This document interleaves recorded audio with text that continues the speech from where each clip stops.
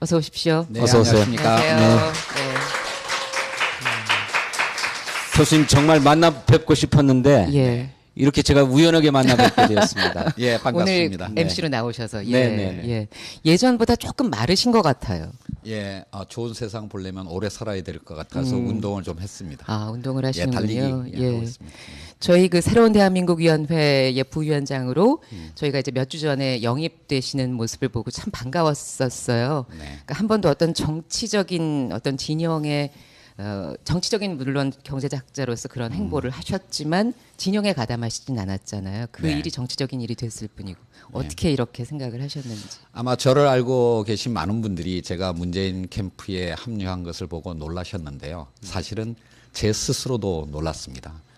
제가 한 6개월 전까지만 하더라도 제가 이런 위치에서 이런 일을 하고 있을 거라고는 제 스스로도 생각을 못했습니다. 뭐 저는 시민사회에서 이제 경제 개혁을 위한 활동 쪽에 아마 평생을 제가 그 일을 하고 있을 거라고 저 스스로도 다짐을 하고 있었는데요. 네. 그 이유를 설명하면 이렇습니다. 사실 작년 말 이래 이제 촛불 집회를 통해 가지고 우리의 주권자인 국민들께서 시민들께서 민주주의를 되살렸습니다. 그거는 정말로 위대한 일이었는데요. 경제학자로서 보면 그게 경제적으로는 적어도 단기적으로는 큰 충격입니다. 일단은 정부가 상당 기간 동안 국정 운영이 마비된다라는 측면이 있는 거고요.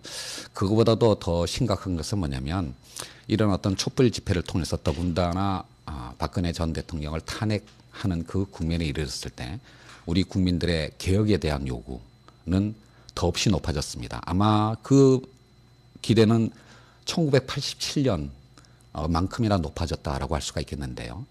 반면에 지금 우리를 둘러싸고 있는 경제 환경은 1997년 외환 위기만큼이나 나쁩니다.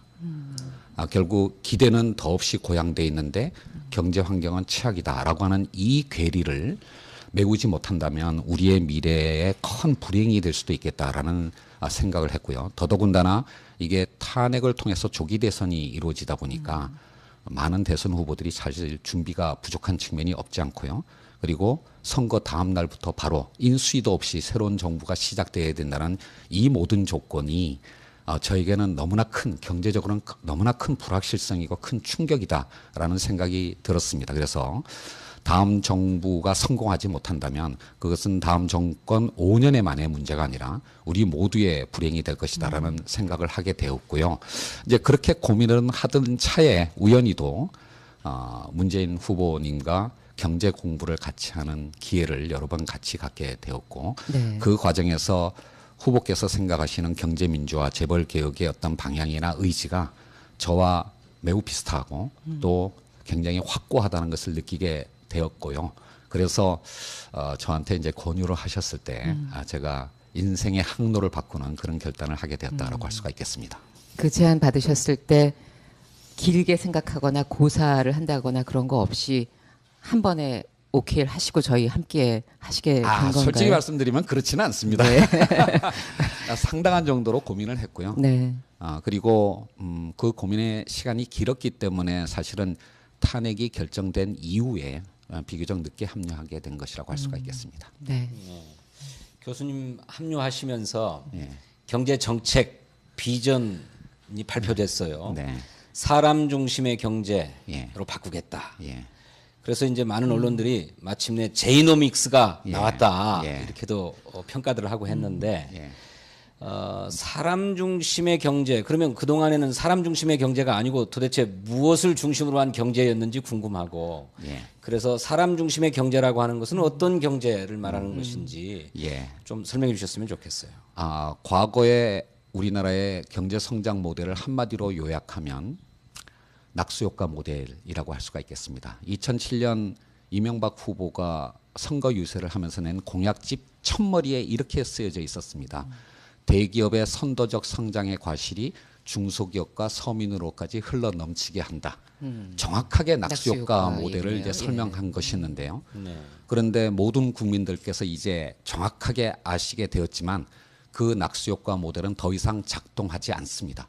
오히려 그 낙수효과 모델이 우리의 저성장을 낳고 양극화를 심화시키는 요인이다라고 하는 것을 알게 되었습니다. 이제는 경제 운영 방향을 바꿔야 된다라고 생각합니다. 과거에 우리의 성장 모델은 국가가 성장하고 기업이 성장하는 것이었지만 국민은 성장하지 못하는 그런 어떤 모델이었습니다. 이제는 국민이 먼저 성장하는 어떤 그런 모델, 사람에게 먼저 우리의 희소한 자원을 사람에게 먼저 투자하는 모델로 경제 운영을 바꿔야 된다라고 생각하게 됐고요.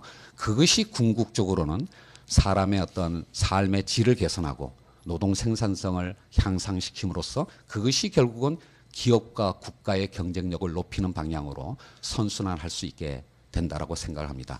구체적으로는 사람에 대한 투자라고 하는 것이 뭐냐면 교육과 보육, 의료, 보건, 환경 등등 우리의 삶의 질을 결정하는 그런 사회 서비스 분야에 이제 투자를 한다라고 하는 것인데요.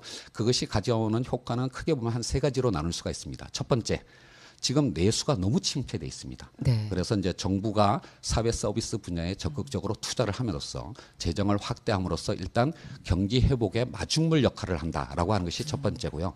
두 번째는 이런 사회 서비스 투자를 통해서 우리 개개인의 사람 개개인의 삶의 질을 개선시킨다라고 하는 궁극적인 목적과 관련이 되어 있으면서 세 번째 이런 어떤 사람에 대한 투자를 통해 가지고 정부가 주도적인 역할을 하면서 특히 이런 그러니까 비정규직을 그러니까 정규직으로 전환하는 등에 대한 그런 어떤 부분에 정부가 선도적인 역할을 함으로써 이른바 우리의 이중 구조에 빠진 노동시장을 개선하는 그런 부분에 정부가 선도적 역할까지 한다. 이런 세 가지 의미를 포함하는 개념이 사람 중심의 경제라고 할 수가 있겠습니다. 네. 네, 그러면 그간의 정부의 경제 정책이라고 하는 것이 이른바 낙수 효과를 기대해서 재벌과 대기업에게 지원하고 그들에게 특혜를 주어 왔는데 또 그 반대 급부로 그들은 또 정치 자금을 제공하기도 하고 네, 그렇습니다. 이번 뭐 최순실 사태에서 보듯이 무슨 재단에 뭐 기금을 내기도 하고 말이죠. 근데 이제 더 이상 그런 경제 체제가 통하지 않는다. 네. 성장을 가져다 주지도 않고 예. 국민들의 삶을 나아지게도 하지 않는다.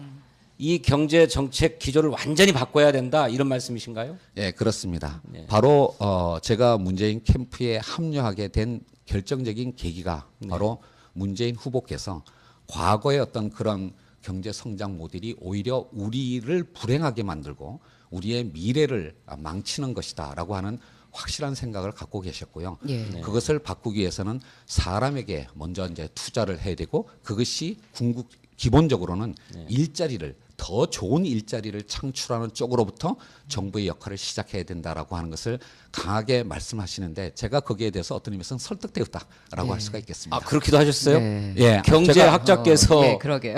예. 사실은 제가 이제 좀 이따 재벌 개혁의 의미 또는 경제 민주화의 의미를 다시 좀 말씀을 드릴 텐데요. 그 부분이 지금 문재인 후보께서 갖고 계시는 일자리 대통령을 첫 번째 공약으로 내세운 것과 너무나 맞아떨어졌습니다. 이제 그것에 대해서 제가 오히려 학자로서 뭐 감명을 받았다라고 할 수가 있겠습니다. 사실 지금 이제 일자리 말씀하셨지만 저희 후보가 토론에서도 가장 앞장서서 이야기하시는 것이 일자리 81만 개 창출이고 뭐 그것의 재원이라든가 그 일자리의 질이라든가 여러 가지 얘기가 있는데 그 같이 합류하신 경제학자로서 저희 일자리 정책에 대한 말씀 예. 토론에서 지금 공박도 좀 많이 당하셨는데요. 예, 일단 뭐 문재인 후보 하면 제일 먼저 생각나는 것이 일자리 공약, 특히 그 중에서도 공공부문 일자리 81만 개 예. 아니겠습니까? 이거에 대해서 다른 어떤 진영의 후보들도 그렇지만 국민들께서도 많이 오해하고 계시는 부분이 있는 것 같아요. 제가 조금만 설명을 드리면 지금 정확하게는 OECD 기준 공공부문 일자리 81만 개를 만든다는 것입니다. 여기서 이제 OECD 기준이라고 하는 것은 뭐냐면 우리가 흔히 여러 가지 이제 논쟁을 할 때 OECD 기준 통계를 많이 사용하는데 이거를 사용하게 되면 굉장히 객관적이고 국제적인 비교 가능성이 확보되어 있는 것처럼 엮이실지 모르지만 사실 꼭 그렇지만 않습니다. 특히 노동과 조세 분야의 통계는 나라마다 워낙 제도가 다르기 때문에 바로 비교하기가 어려운데요. OECD 기준 공공부문이라는 것의 의미가 뭐냐면 이게 절대 공무원이 아닙니다. 중앙정부와 지방정부의 공무원만을 의미하는 것이 아니라요. 이분들께 제공하는 임금의 일부라도 공적인 자금이 포함되어 있으면 그것은 OECD 기준 공공부문 일자리라고 얘기를 하는 겁니다. 따라서 정부의 공무원뿐만 아니라 우리가 흔히 생각하는 공공기관 임직원은 말할 것도 없고 예를 든다면 우리나라의 사립학교 학교 교원들이나 또는 사립 유치원의 선생님들도 상당한 정도 국고 보조가 이루어지고 있지 않습니까? 그렇죠? 네. 바로 OECD 기준 공공부문 일자리에 따르면 이분들이 다 공공부문 일자리에 포함됩니다. 그래서 이제 계산을 해보면 사실 우리나라가 이 부분에 관해서 우리나라 정부가 OECD에 보고할 때 정확하게 보고를 하지 않았어요. 사실 우리가 보고할 때는 주로 공무원 숫자만을 가지고 하기 때문에 전체 취업자의 한 7.6% 정도가 나오는데 이제 이런 것까지 다 합치면 한 11% 내지 12% 정도가 될 겁니다. 그런데 그 OECD 기준에 따르면 OECD의 평균이 무려 21%입니다. 네. 그러니까 그 OECD 평균에 비해서 굉장히 낮고요.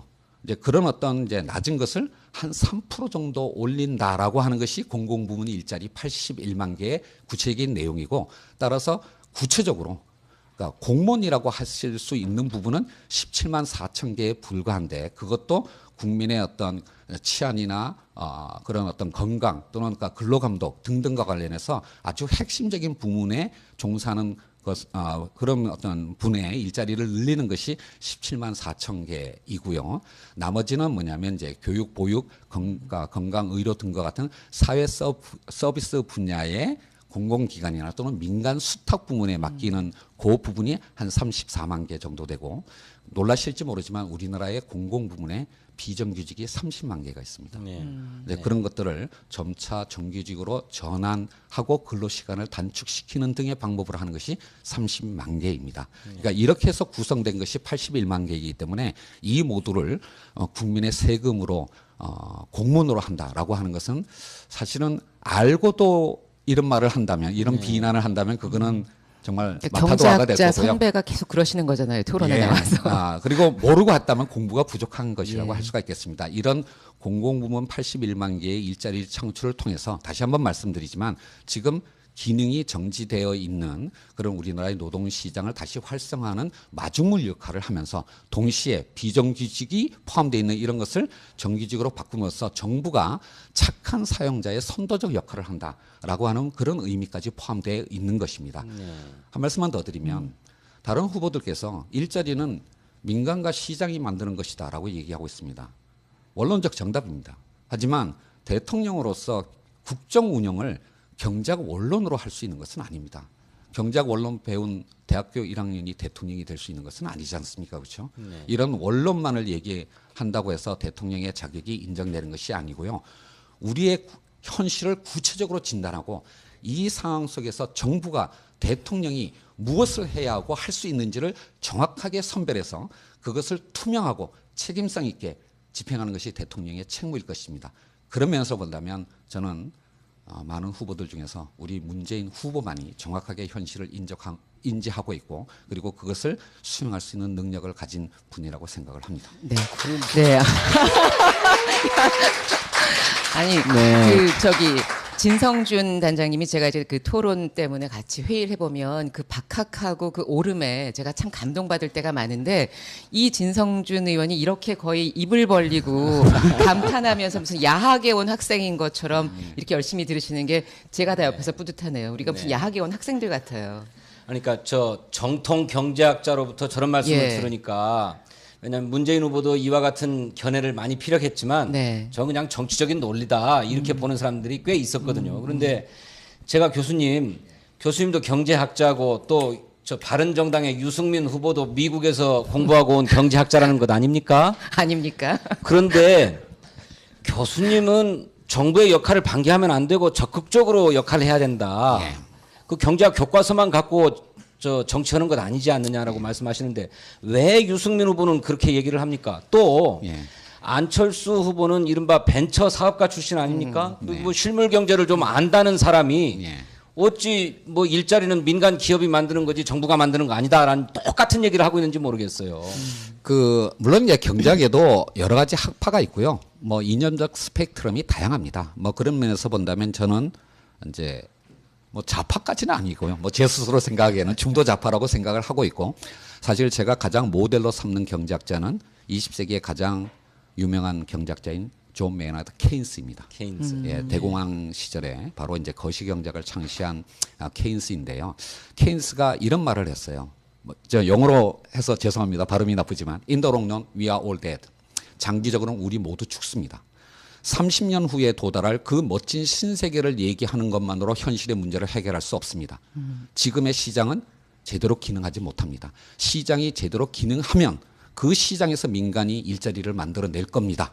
하지만 지금의 시장은 그런 역할을 하지 못하고 있기 때문에 이 상황에서는 바로 정부가 그 침체된 시장을 살리는 역할을 해야 된다라고 하는 것이 그게 바로 케인스의 네. 주장이라고 저는 생각을 하고요. 유승민 후보 솔직히 말하면 제 학교 선배입니다. 예. 뭐 같은 예. 과 선배신데요.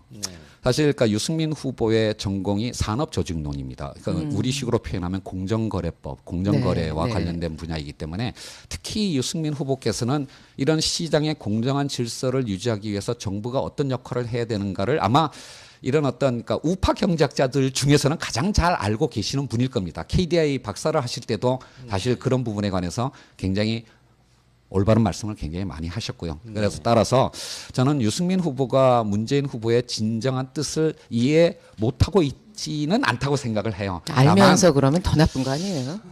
뭐 이게 지금 솔직히 말씀드리면 제가 선배에 대해서 이렇게 좀 나쁘게 얘기하기는 그렇고요. 뭐 사실 이 바른정당의 사정을 모든 국민들이 다 알고 계시니까 선거 국면에서 그러니까 1위 후보를 도전하는 그런 어떤 후보의 입장이라고 좀 이해를 해주셨으면 좋겠는데 다만 저는 유승민 후보가 박근혜 전 대통령한테 이렇게 팽당할 때 뭐 때문에 팽당했는지 국민들이 다 아시죠.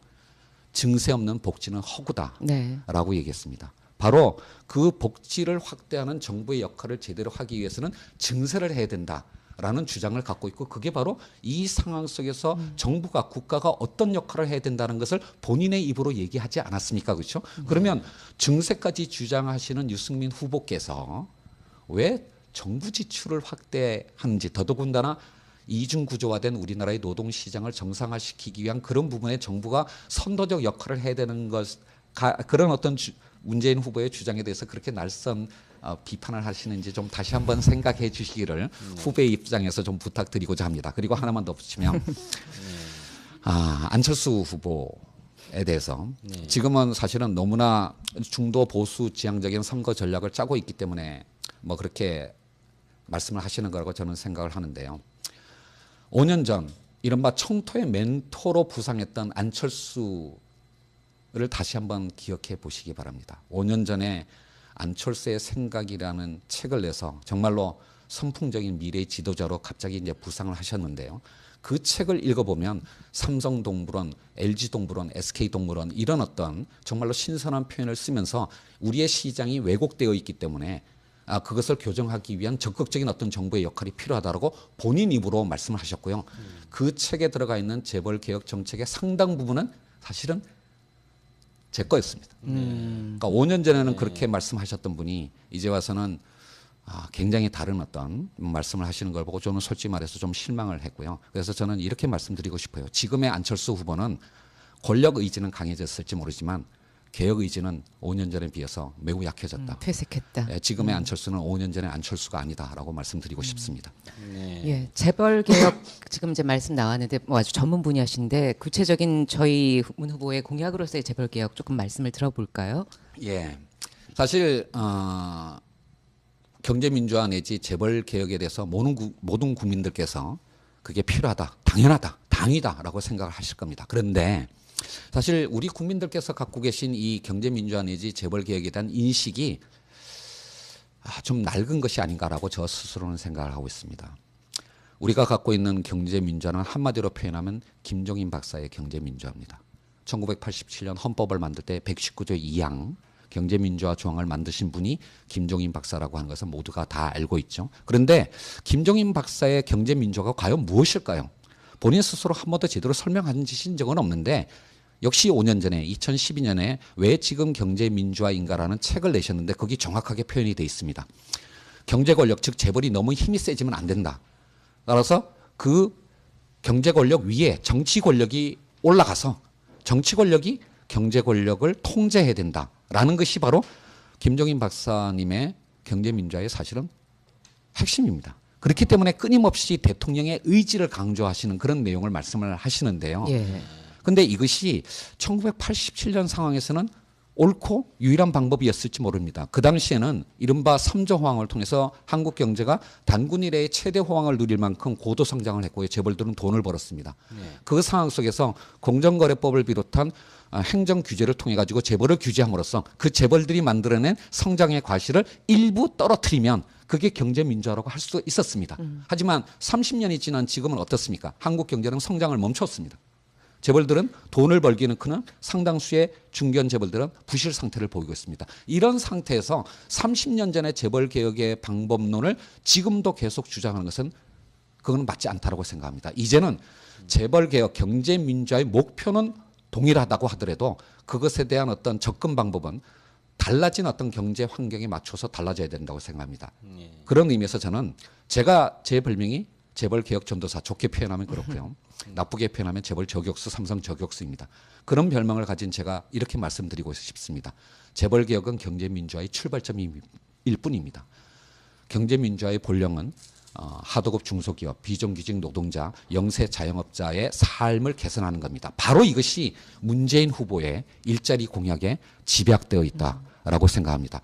더 많은 일자리, 더 좋은 일자리를 제공하는 것이 그것이 바로 서민들의 삶의 질을 개선하는 것이고 그것을 통해서 우리가 경제 민주화에 이를 수 있다라고 문재인 후보께서 제 앞에서 그렇게 말씀하셨어요. 그래서 제가 이렇게 얘기했습니다. 후보님, 그게 바로 제 생각입니다. 도와드리겠습니다. 네. 예. 이렇게 매번 답변마다 이 박수가 나왔던 연사는 처음이신데. 예, 그런데 조금만 정말 논리 정연하시다. 좀 쉬면서 말씀하세요. 똘똘이 스머프다 막 이런 말도 올라왔어요. 쉬면서 말씀하세요. 네. 아주 히트시네요. 추호 할배를 한 방에 날리 버리셨네. 뭐 이런 얘기도 올라오고 그러시네요. 예, 그 조금만 더 설명을 드리면요. 네. 그러면 이제 재벌 개혁을 어떻게 해야 되느냐라는 것인데요. 사실 재벌 개혁의 목표는 크게 보면 두 가지로 나눌 수가 있습니다. 하나는 경제력 집중을 억제하는 것이고요. 하나는 이제 이른바 황제 경영을 이제 막는 지배구조 개선이라고 할 수가 있는데 이 두 가지 목표가 사실은 접근 방법이 좀 달라야 됩니다. 그러니까 경제력 집중 억제를 보게 되면요. 우리가 흔히 30대 재벌을 얘기하지만 상위 4개 재벌, 삼성, 현대자동차, SK, LG그룹 이 4개 재벌이 30대 재벌의 절반을 차지합니다. 따라서 우리가 경제력 집중 억제를 위해서 30개 재벌을 똑같은 기준에 의해서 똑같이 규제할 이유가 없습니다. 그 절반에 해당하는 4대 재벌을 제대로 규제하면, 즉 현행법을 엄정하게 집행하면 사실은 그 효과의 대부분을 발휘할 수가 있습니다. 그러면 반대로 이 지배구조 개선 부분은 그거보다는 훨씬 더 범위를 넓혀야 됩니다. 다만 그 방법은 사전적 규제보다는 사후적 감독을 엄격하게 하고 시장을 제대로 작동하게 만드는 방식으로 할 수가 있습니다. 그것이 상법 개정이고요. 그리고 그것이 기관 투자자의 주주권 행사를 강화하는 스튜어드십 코드라고 할 수가 있겠습니다. 바로 이것이 문재인 후보의 재벌 개혁의 방법론이고요. 그러니까 이거는 솔직히 말하면 제가 말씀드린 건데 이 부분에 관해서는 문재인 후보께서 전적으로 받아들이셨고 저랑 그러니까 요 부분에 관해서 공부를 한 바로 다음 날 네. 어디 행사에 가셔서 요 말씀을 그대로 반복하셨어요. 그래서 이제 나온 것이 뭐냐면 문재인 후보의 재벌 개혁 정책의 핵심은 10대 재벌, 4대 재벌에 집중해서 엄정하게 법을 집행하는 것이다라고 저랑 공부한 그 다음 날 말씀하셨는데요. 그 다음번에 공부를 할 때 제가 이렇게 농담했습니다. 사실은 결례이고 무례한 것인데요. 후보님 참 착한 학생이십니다. 네.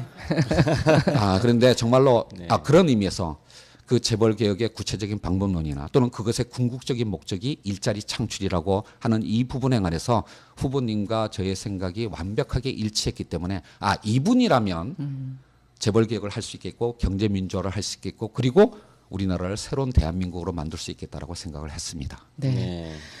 하나도 안 쉬고 말씀하셨는데도 저희가 그 질문에 한 반밖에 못해서 언젠가 2탄으로 모셔서 사람 중심 성장 경제에 대해서 들어야 될 것 같아요. 그래야 될 것 같아요. 그 벌써 이제 우리 저 다음 순서로 넘어가야 될 시간이 된 것 같은데 교수님 제가 드리고 싶은 질문은 그렇게 이제 문재인 후보와 경제 철학이라고나 할까 경제 정책의 노선에 의기투합이 되셔가지고 야 이런 사람이라면 위기의 대한민국 경제를 살릴 수 있겠구나 또 우리 국민을 살릴 수 있겠구나 하고 이제 지지하기로 결심하고 또 실제로 또 참여도 하셨단 말이에요. 그런데 사실은 그런 경제 노선을 펼쳐 가는 데에는 적잖은 장애, 적잖은 저항이 있을 거다라고 모두가 보지 않습니까? 과거에 참여정부 때도 노무현 대통령이 서민 대통령을 표방했지만 나중에는 뭐 재벌들에게 권력이 다 넘어갔다라고 스스로 실토했던 것처럼 뭐 관료들의 저항, 재벌들의 저항, 또 기득권 세력들의 저항이 있을 텐데 그것을 우리 문재인 후보가 대통령이 되어서 제대로 극복해 갈 수 있겠는지 또 극복해 가자면 또 어떻게 해야 되는지 그 비결을 마지막으로 좀 말씀해 주셨으면 좋겠어요. 네. 예, 사실은 그 5년 전 선거 때 문재인 후보를 정말로 열심히 헌신적으로 도와주셨던 경북대학의 이정우 교수님한테 제가 여쭤본 적이 있습니다. 네. 참여정부가 왜 경제민주화 재벌개혁에 실패하였나요? 근데 그때 이정우 교수님께서 답변하신 그 내용을 최근에 제가 후보님으로부터도 또 똑같이 들었습니다. 내용은 뭐냐면 2003년에 이제 참여정부가 취임을 했는데 하자마자 사실은 인수위 시절에 SK글로벌 분식회계 사건이 터졌고요. 한 달 만에 카드 대란이 터졌고 그 다음 달에 화물연대 파업이 있었습니다. 네. 그러니까 초반부에 워낙 어려운 일들이 연이어지다 보니까 사실 조중동에서는 바로 제2의 경제위기라는 식으로 공격을 하게 되었습니다. 이렇게 이제 경제가 어렵다 보니까 당시 이제 그 국정을 운영하시는 분들이 경제 문제에 대해서 이제 자신감을 가지지 못하게 되었고 예. 그러다 보니까 관료와 재벌에게 의존했다. 그러니까 이것이 바로 개혁에 실패한 가장 중요한 원인이다. 이렇게 이정우 교수님도 후보님도 말씀을 하셨어요. 제가 그 말을 듣고 제 생각과 역시 똑같았습니다. 그래서 저는 이렇게 생각했습니다. 사람이 성공하기 위해서는 계속 성공의 가도를 달려갈 수도 있겠지만 진정한 성공을 위해서는 실패를 통해서 거듭나는 그런 경험을 해야 된다고 생각합니다. 지금 문재인 후보와 그다음에 우리 민주당은 과거에 실패를 했습니다. 솔직히 부정할 수가 없는데요. 바로 그런 실패의 원인에 대해서 이제는 정확하게 알고 있기 때문에 그 실패의 길을 다시 반복하지 않을 거라고 저는 확신합니다. 마키아벨리의 군주론에 이런 말이 나옵니다. 지도자가 대중을 천국으로 이끌기 위해서는 지옥으로 이르는 길을 숙지하고 있어야 된다. 아하, 예. 실패하는 길을 알고 있기 때문에 그것을 피하고 성공할 수 있다고 생각을 합니다. 바로 그렇기 때문에 이 문재인 후보가 대통령이 되신다면 이제는 자신감을 갖고 그동안 준비해왔던 공약을 통해서 더 이상 관료와 재벌에 의지 않고 우리의 어떤 국정 철학과 국민의 여망을 바탕으로 해서 자신감 있게 국정을 일관되게 펼쳐나가신다면 성공한 대통령이 될 수 있고 우리의 새로운 미래를 열 수 있다라고 생각을 합니다. 확신합니다. 네.